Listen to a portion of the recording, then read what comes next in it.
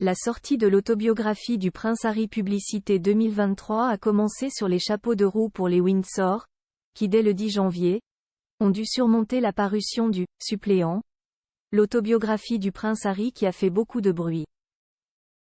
Comme sur un divan de psy, le duc de Sussex s'y confie sur son mal-être, les traumatismes de son enfance, la mort de sa mère. Et surtout, raconte la rivalité avec son aîné, William, et dévoile le caractère colérique, jusqu'alors ignoré de ce dernier.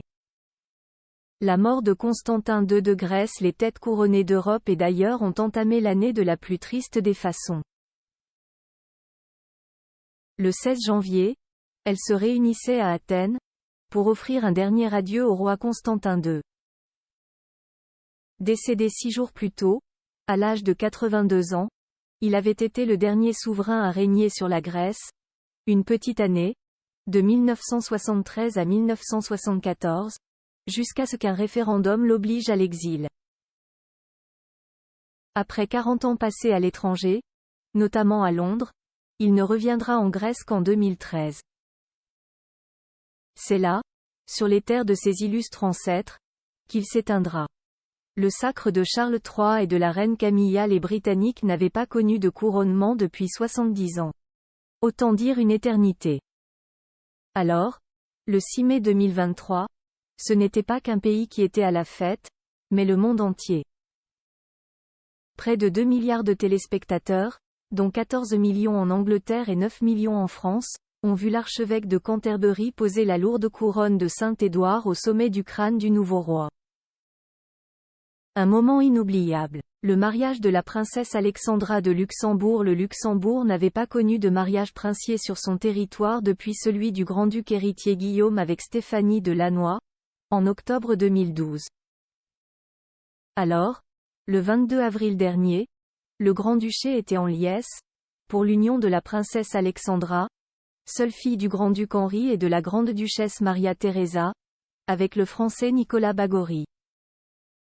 Une cérémonie civile, qui a été suivie, une semaine plus tard, d'une cérémonie religieuse dans le sud de la France, à Cabasson, où la famille grand-ducale possède une propriété depuis des décennies. Le mariage du prince Hussein de Jordanie. Son mariage, le 1er juin dernier, a été célébré par tout un royaume à l'unisson. Il faut dire que le prince Hussein représente l'avenir de la Jordanie, puisqu'il sera un jour roi, à la suite de son père, Abdallah II. La mariée, Rajwa, nouvelle princesse et future reine consort, était superbe dans une robe drapée signée Elie Saab, avec une traîne incroyable bien qu'encombrante. Le voyage officiel de Charles III et Camilla en France à l'origine prévu pour mars 2023, cette visite historique avait dû être reportée, à cause d'un contexte social jugé trop agité. Mais le principal, c'est que Charles III et Camilla sont bienvenus en France, du 20 au 22 septembre. 3 jours avec un programme ultra chargé, de Paris à Bordeaux, du palais de l'Élysée à la cathédrale Notre-Dame. Sans oublier le grand dîner au château de Versailles, qui a fait rayonner l'art de vivre à la française. La naissance d'une petite princesse au Bhoutan, le plus paisible royaume du monde, et aussi l'un des moins connus, a vu sa famille régnante s'agrandir le 9 septembre 2023. Le roi et la reine du Bhoutan, souvent surnommés les « Kate et William de l'Himalaya », tant ils rayonnent, ont donné naissance à une fille, baptisée Sonam Yangden. Sonam est un prénom bhoutanais qui évoque le mérite, la longévité et la bonne fortune. Le nom Yangden, qui signifie bijou précieux, est synonyme de prospérité et de bien-être, a expliqué la cour du Bhoutan. La petite princesse fait déjà la joie de ses 2 frères, le prince héritier Jigme Namgyel, 7 ans, et le prince Jigme Ugyeon, 3 ans. Les 18 ans du prince Christian de Danemark, la majorité d'un futur roi, c'est un événement en soi. Le 15 octobre, le petit-fils de la reine Margrethe II de Danemark, et fils aîné du prince Frédéric, a soufflé ses 18 bougies au château de Christiansborg, entouré du nec plus ultra du Gotha européen. Si, Pour l'instant il est encore étudiant. Il se prépare déjà à sa vie de futur monarque.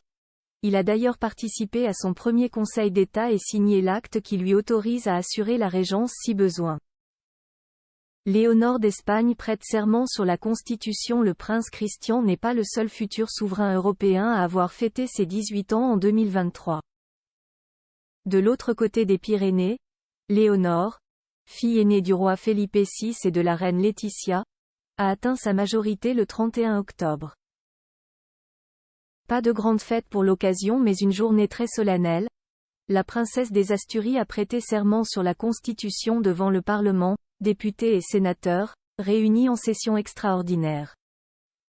Je jure d'exercer fidèlement mes devoirs, de respecter et de faire respecter la Constitution et les lois, de respecter les droits des citoyens, les communautés autonomes et la fidélité au roi. Les mêmes mots que son père avait prononcés 37 ans plus tôt. The Crown, attirer sa révérence. Comment ne pas évoquer la 6e et dernière saison de la plus royale des séries? Production digne d'Hollywood, casting toujours impeccable, décor superbe. Durant 60 épisodes, The Crown a plongé les téléspectateurs dans les coulisses de la plus influente des monarchies.